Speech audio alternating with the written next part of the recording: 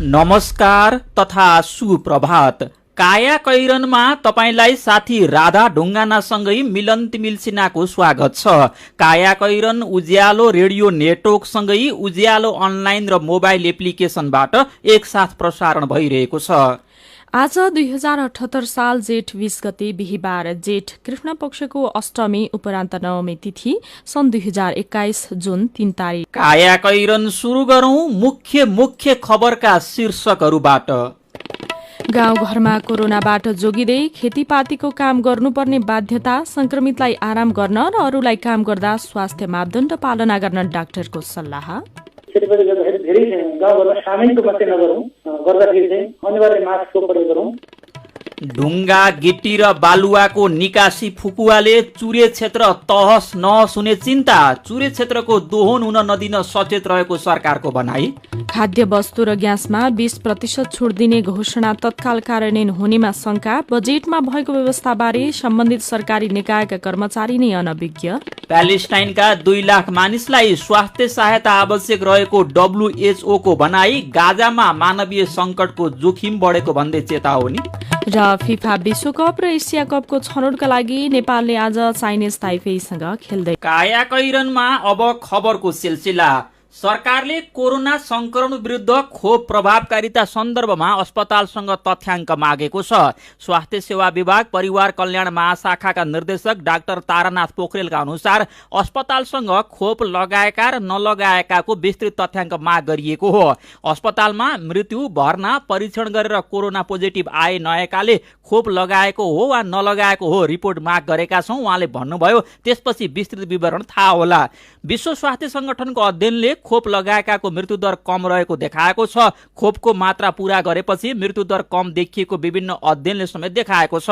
अहिले नेपालमा संक्रमण विरुद्ध कोभिसिल्ड र भेरोसेल खोप प्रयोगमा छन्। स्वास्थ्य मन्त्रालयका अनुसार कोरोना विरुद्धको खोप नलगाएकामा संक्रमण र मृत्यु भएको संख्या बढी देखिएको छ। अहिले शहरमा भन्दा गाउँघरमा कोरोना संक्रमण बढी छ। यही बेला गाउँठाउँमा खेतीपातीको काम पनि चलिरहेको छ। कोरोनाबाट बच्दै खेतीपाती गर्दा के कुरामा ध्यान दिने त? थप जानकारी सुनौ कोरोना क्याप्सुलमा। कोरोना क्याप्सुल लिएर आइपुग्नु भएको छ गोपाल गुरागाई।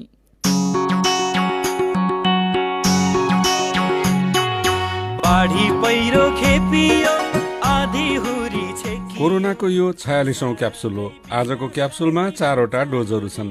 आजका डोजहरू गाउँघरमा फैलिँदो महामारीका बेला आफू बच्ने र खेतीपातीको काम पनि निरन्तर गर्ने विषयमा केन्द्रित छन्।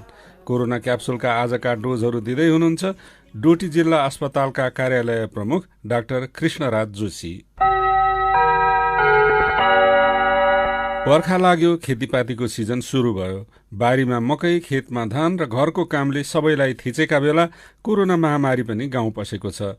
यो बेला कोरोना संक्रमित भएका मानिसले होम आइसोलेसनमा बस्ने कि खेतबारीमा काम गर्ने? सुनौ कोरोना क्याप्सुलको पहिलो डोज। गाउँघरमा कोही चाहिँ घरमा चाहिँ होम आइसोलेसनमा बस्नु भएको छ भने जबसम्म चाहिँ एटलिस्ट 14 दिनसम्म व्यवस्थाको प्रोटोकल अनुसार उहाँहरूले चाहिँ बसिनुपर्छ। र अर्को कुरा उहाँहरूले चाहिँ बाहिर निस्किने, समाजमा चाहिँ हिँडिराख्ने भन्ने पनि छ, त्यो चाहिँ गर्नु हुँदैन। खेतीपाती गर्दाखेरि एकजनाले मात्र गर्ने कुरा हुँदैन, त्यो संक्रमितले गर्ने कुरा पनि हुँदैन। र उसको बिरामी भएको अवस्थामा झन् त्यो कामको चाहिँ प्रेसरले गर्दा अरू चाहिँ रोगहरू पनि हुन सक्ने हुँदा चाहिँ आराम गर्नुहोस्। खेतीपाती अरू बेला पनि गर्न सकिन्छ। यस्तो बेला कोरोना संक्रमितहरूले चाहिँ खेतीपाती गर्ने, सामूहिक रूपमा चाहिँ हिँडुल गर्ने हुनु हुँदैन। कोरोनाको संक्रमण भएर परिवारको एकजना सदस्य होम आइसोलेसनमा बसे पनि खेतीपातीको काम रोक्न मिलेन। छिमेकी र आफन्तसित पालो र पर्म नगरी काम चल्दैन। यस्तो पालो र पर्म गर्दा के कुरामा ध्यान दिने त भन्ने विषयमा सुनौ कोरोना क्याप्सुलको दोस्रो डोज। सकभर के हो भने हाम्रो खेतीपाती गर्दाखेरि धेरै गाउँघरमा सामूहिक रूपमा चाहिँ नगरौँ, गर्दाखेरि चाहिँ अनिवार्य मास्कको प्रयोग गरौँ। कुनै कुराहरू खानु छ भने चाहिँ आफ्नै चाहिँ घरमा भएको चाहिँ खाउँ। किन भन्दा नत्र के भने हाम्रो गाउँघर चाहिँ कस्तो भने एउटा घर ल्याइदिने, वरिपरि गाउँघरभरिका मान्छेहरूले चाहिँ त्यसलाई चाहिँ खाने, सँगै बस्ने, मास्क नलाइदिने, यो संक्रमण भयो भने सबै फैलिने सम्भावना रहन्छ। त्यस्तो भएको हुँदाखेरि चाहिँ हामीले कममा चाहिँ मान्छेहरूलाई प्रयोग गरेर बरु लामो समयसम्म लगाएर चाहिँ भक्तवीर कायम गरेर चाहिँ अपनाएर चाहिँ गर्नुपर्ने निर्देश। वर्षाको बेला त्यसै पनि घाउ खटिरा र झाडा पखालाले धेरैलाई सताउँछ। त्यसमाथि यसै बेला कोरोनाको संक्रमण पनि थपिएको छ। कोरोनाको संक्रमणका साथै मौसमी रोगहरूबाट एकसाथ बच्न के उपाय गर्न सकिएला? सुनौ कोरोना क्याप्सुलको तेस्रो डोज। पानीजन्य रोगहरूबाट बस्दै टाइफाइड हुनसक्छ, कलेरा हुनसक्छ, डायरियाहरू हुनसक्छ होइन। सफा पानीको खानपानमा विचार गर्नुपर्छ। प्रत्येक व्यक्तिले चाहिँ पानीको सही प्रयोग गर्नु पर्यो। जथाभावी पानी खानु भएन है, जथाभावी काँचो कुरा खानु भएन। यो मलेरिया कालाजारहरू चाहिँ रोगहरू छन्। त्यसको अलावा चाहिँ हाम्रो डेङ्गु फिभर हुन्छ, मच्छरको लागि मच्छर झुलहरूको प्रयोग गर्ने, त्यसको कुराहरूमा चाहिँ हामीले ध्यान दिनुपर्ने हुन्छ। धेरै जिल्ला अस्पतालमा औषधि, डाक्टर र नर्सको कमी छ। यस्तो अवस्थामा ऋतु परिवर्तनका कारण लाग्न सक्ने सरुवा रोग र गाउँघरमा बढ्दै गएका कोरोना संक्रमितको उपचारका लागि जिल्ला अस्पतालहरू कतिको तयार छन् त? सुनौ कोरोना क्याप्सुलको चौथो तथा अन्तिम डोज। हाम्रो जिल्ला अस्पतालमा क्षमता भने 15 बेड अस्पताल क्षमता हो, त्यो चाहिँ सञ्चालनमै रहेको छ हजुरको होइन। अस्थायी अस्पताल भन्दा हाम्रो 20 बेडसम्म 25 बेडसम्मको चाहिँ 2-4 दिनमा चाहिँ यसको चाहिँ सुरुवात हुन्छ होला।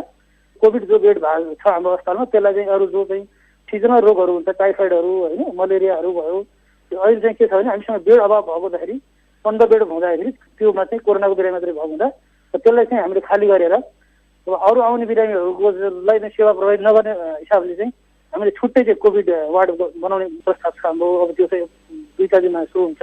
अक्सिजन सप्लाई समयमा हुँदैन, हामीहरूले ट्रान्सपोर्टेसन समस्यादेखि लिएर फिलिङको के समस्या रहेको छ, महामारीले गर्दा सबै कुराहरू चाहिँ पाएको छैन।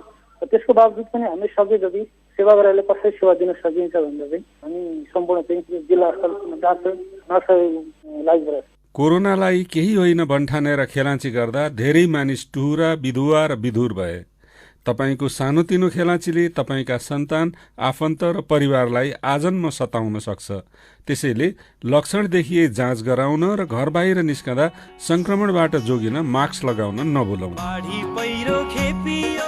फैलदो कोरोना संक्रमण बीच खेतीपातीको कामलाई निरन्तरता दिने सल्लाहका डोजहरूका लागि डाक्टर कृष्णराज जोशीलाई धन्यवाद र कोरोना क्याप्सुल सुन्नुभएकोमा तपाईलाई पनि धन्यवाद। लौ त कोरोनाको अर्को क्याप्सुलमा फेरि भेटौँला। कायाकैरनमा खबरको सिलसिला बाँकी नै छ, सुन्दै गर्नुहोला। उज्यालो रेडियो नेटवर्कसँगै उज्यालो अनलाइन र मोबाइल एप्लिकेशनमा प्रसारण भइरहेको कायाकैरनमा तपाईलाई फेरि स्वागत छ। यतिन्जेल हामीले गाउँघरमा कोरोनाबाट जोगिँदै खेतीपातीको काम गर्नुपर्ने बाध्यता, संक्रमितलाई आराम गर्न र अरूलाई काम गर्दा स्वास्थ्य मापदण्ड पालना गर्न डाक्टरको सल्लाह, खोप प्रभावकारिता बारे सरकारले अस्पतालसँग तथ्याङ्क माग्यो लगायतका खबर प्रस्तुत गर्यौं।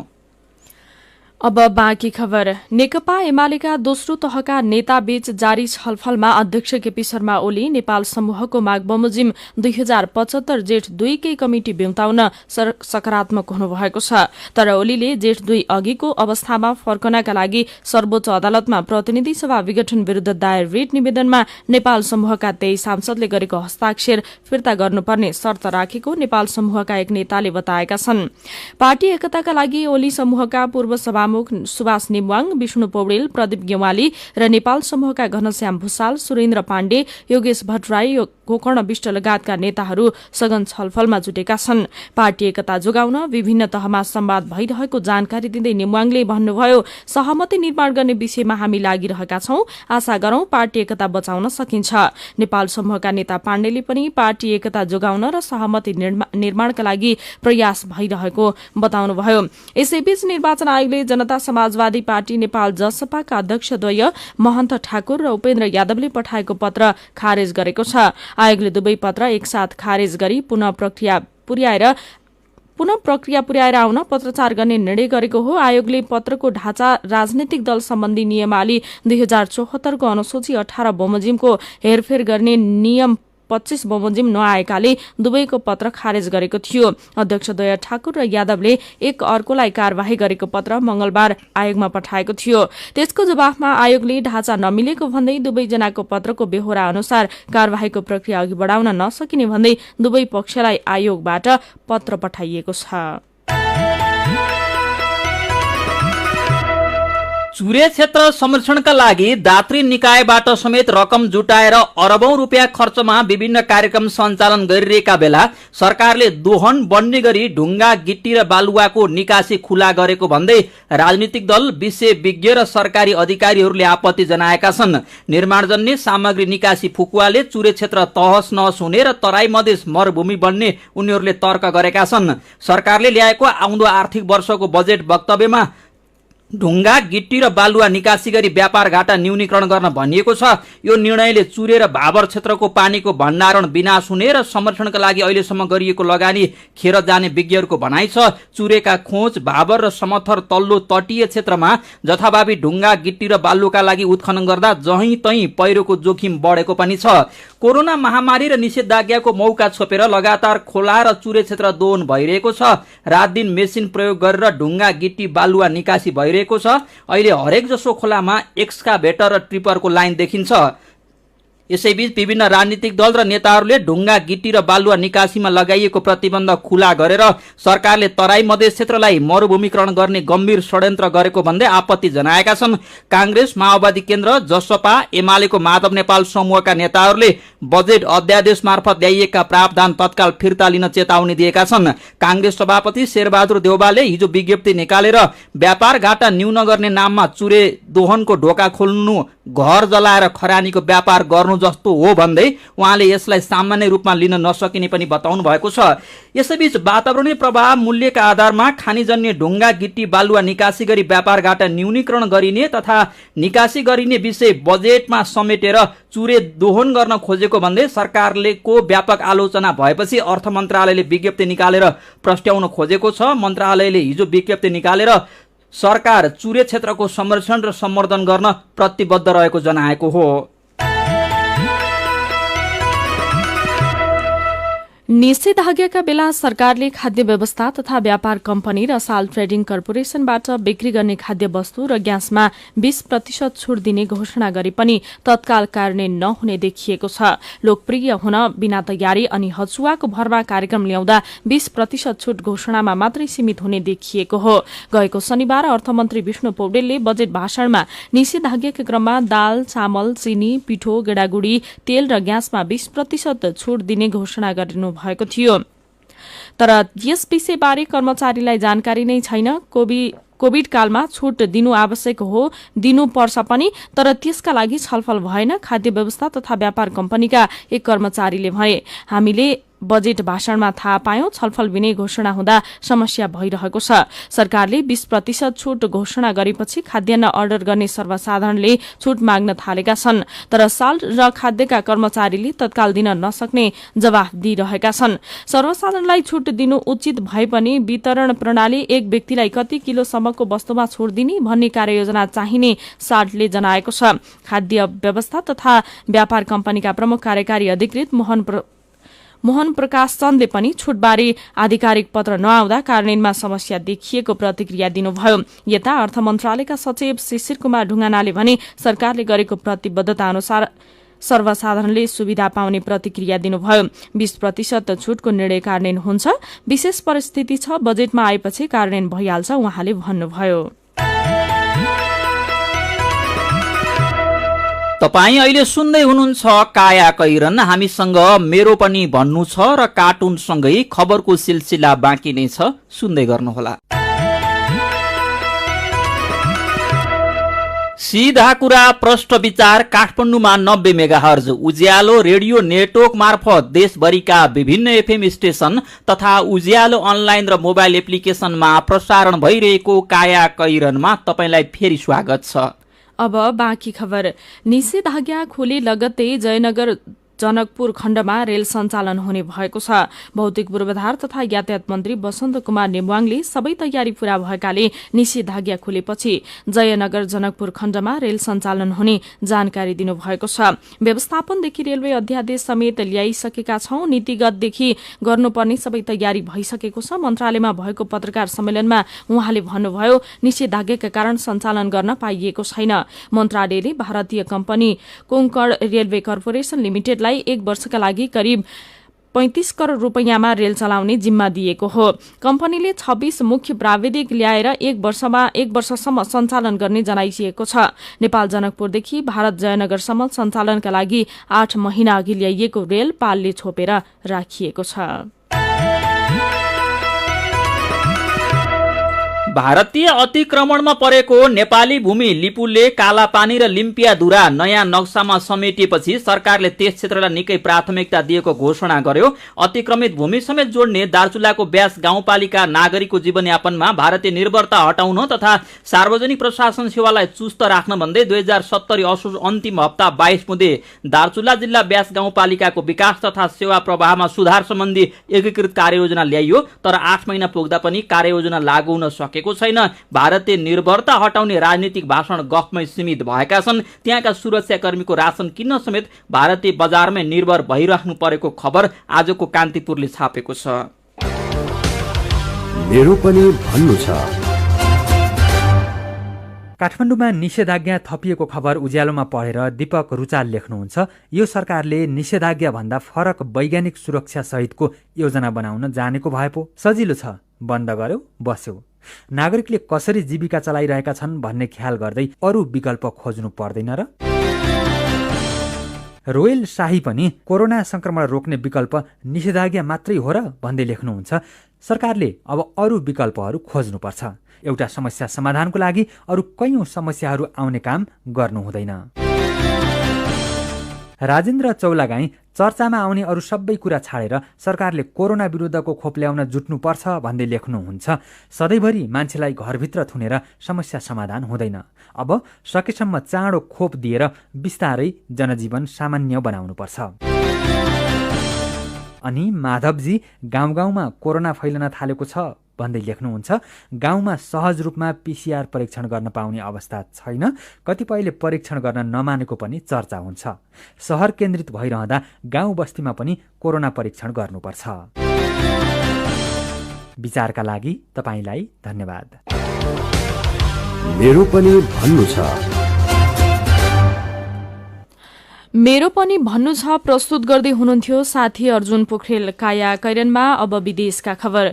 विश्व स्वास्थ्य संगठन डब्ल्युएचओले प्यालेस्टाइनका 2 लाख जनालाई स्वास्थ्य सहायता आवश्यक रहेको जनाएको छ। इजरायल र प्यालेस्टाइन बीच गाजा क्षेत्रमा 11 दिनसम्म चलेको संघर्षका कारण समस्यामा परेका त्यहाँका 2 लाख जनालाई स्वास्थ्य सामग्रीको आवश्यकता रहेको डब्ल्युएचओले जनाएको हो। युद्धका कारण धेरै विस्थापित भएकाले मानवीय संकटको जोखिम बढेको पनि डब्ल्युएचओले चेतावनी दिएको छ। डब्ल्युएचओका अनुसार युद्धका कारण 77,000 जनाभन्दा धेरै मानिस विस्थापित भएका छन् भने 30 भन्दा धेरै स्वास्थ्य संस्थामा क्षति पुगेको छ। यस्तै युद्धग्रस्त क्षेत्र गाजा संयुक्त राष्ट्रसंघका र रेडक्रस सोसाइटीका पदाधिकारीले निरीक्षण गरेका छन्। 11 दिनसम्मको युद्धका कारण गाजा क्षेत्रका धेरै घर र विद्यालयसँगै अस्पतालहरू भत्किएका छन्। युद्धमा 66 बाल बालिका सहित 254 जना प्यालेस्टाइनीको ज्यान गएको गाजा क्षेत्रका स्वास्थ्य अधिकारीले बताएका छन्। इजरायल तर्फका भने 2 बाल बालिका सहित 12 जनाको ज्यान गएको थियो।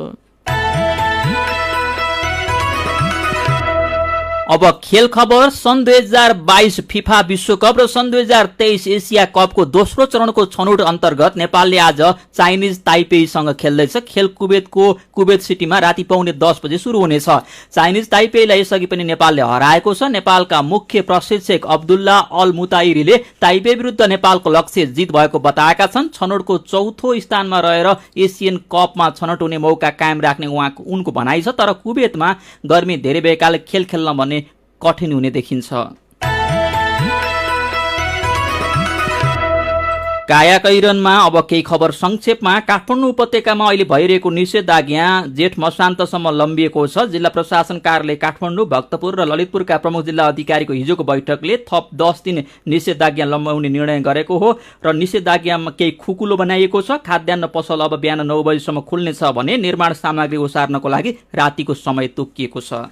सरकार र थरूघर थारूवान संयुक्त संघर्ष समितिबीच विगठित प्रतिनिधि सभाका सांसद रेशम चौधरीसँग सम्बन्धित मुद्दालाई फिर्ता लिने गरी भएको सहमति कानून विपरीत भएको देखिएको छ। सरकार र संघर्ष समितिबीच मंगलबार चौधरीसँग सम्बन्धित मुद्दा फिर्ता लिनेदेखि लिएर अन्य 6 बुँदे सहमति भएको थियो। चौधरीसँग सम्बन्धित मुद्दा फिर्ता लिने गरी भएको सम्झौता मुलकी फौजदारी कार्यविधि संहिता 2074 मा रहेको प्रावधान विपरीत भएको देखिएको हो। र चिकित्सा विज्ञान राष्ट्रिय प्रतिष्ठान वीर अस्पतालले सर्जिकल भवनमा हिजोदेखि कोभिड बिरामीको उपचार शुरू गरेको छ। कायाकैरनमा अब चाहिँ पालो आयो उखानको। पाहुनाको न्यू आफूलाई घिउ। उज्यालो रेडियो नेटवर्कबाट प्रसारण भइरहेको कायाकैरन सक्नु अघि मुख्य खबर फेरि एकपटक। गाउँघरमा कोरोनाबाट जोगिँदै खेतीपातीको काम गर्नुपर्ने बाध्यता, संक्रमितलाई आराम गर्न र अरूलाई काम गर्दा स्वास्थ्य मापदण्ड पालना गर्न डाक्टरको सल्लाह। ढुङ्गा, गिट्टी र बालुवाको निकासी फुकुवाले चुरे क्षेत्र तहस नहस हुने चिन्ता, चुरे क्षेत्रको दोहन हुन नदिन सचेत रहेको सरकारको भनाई। खाद्य वस्तु र ग्यासमा 20% छुट दिने घोषणा तत्काल कार्यान्वयन हुनेमा शंका, बजेटमा भएको व्यवस्थाबारे सम्बन्धित सरकारी निकायका कर्मचारी नै अनभिज्ञ। प्यालेस्टाइनका 2 लाख मानिसलाई स्वास्थ्य सहायता आवश्यक रहेको WHO को भनाई। गाजामा मानवीय संकटको जोखिम बढेको चेतावनी। र फिफा विश्वकप र एसिया कपको छनौटका लागि नेपालले आज चाइनिज ताइपेईसँग खेल्दै। अब कार्टुन। आज हामीले फेसबुकमा भेटिएको एउटा कार्टुन लिएका छौं। कोरोना र निषेधाज्ञाको यो बेला घरमै बसेर धेरै सामाजिक सञ्जाल चलाउनेहरूलाई यो कार्टुनले व्यङ्ग्य गरेको छ। यहाँ एकजना मान्छे सबै थोक बिर्सेर मोबाइलमा फेसबुक चलाउँदैछन्, घोप्टिरहेका छन् एकहोरो, अनि फेसबुक हेरेर भन्दैछन् एकजनाको फ्रेन्ड रिक्वेस्ट आएछ, 14 दिन क्वारेन्टिनमा राखौं कि एक्सेप्ट गरौं त खै। आजको कायाकैरन सकिएको छ। कायाकैरनबाट प्राविधिक साथी संघर्ष विष्टसँगै हामी पनि बिदा माग्छौं। कायाकैरन सुन्नु भएकोमा तपाईलाई धन्यवाद। उज्यालो मोबाइल र अनलाइनमा प्रसारण भइरहेका रेडियो र अनलाइनका सामग्री भाइबरमा पनि उपलब्ध छन्। कोरोनाको संक्रमणबाट बच्न घरभित्रै बसौं। अत्यावश्यक कामले घर बाहिर निस्कनु परेमा मास्क लगाउन नबिर्सौं। नमस्कार।